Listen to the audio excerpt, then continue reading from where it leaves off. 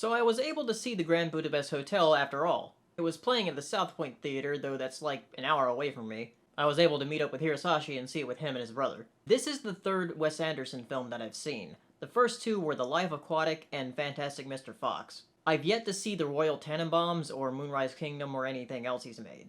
But like the two I've seen, I still really enjoyed this film. It stars Ralph Fiennes, the guy who played Voldemort, as Monsieur Gustave, who is the concierge for the Grand Budapest Hotel. And he has a thing for older women, which is why all of his tenants are old women, like in their 80s. And the main plot begins after one of those tenants dies called Madame D, and Gustave inherits a priceless painting from the family. Though the family doesn't really like that, so Gustave and his lobby boy Zero actually steal the painting. Even though it's not technically stealing because he inherited it. And for the majority of the film, they're trying to get away from this family. And one of the members, J.P. Jopling, who is played by Willem Dafoe, is very, very intimidating.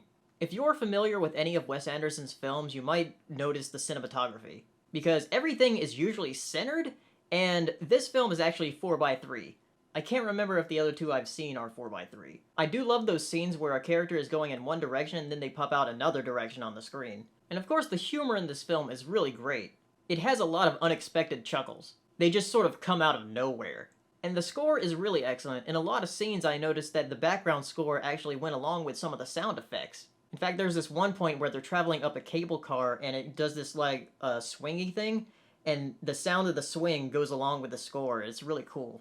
If there's one thing that's really strange about the movie, other than the fact that it's a Wes Anderson film, is that it begins with a girl reading a book about a guy writing a story about a guy telling a story.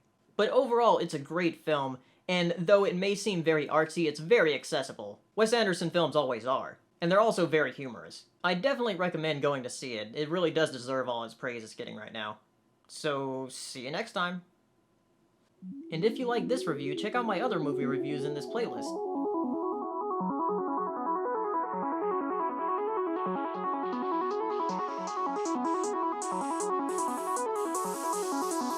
Good evening, ladies and gentlemen.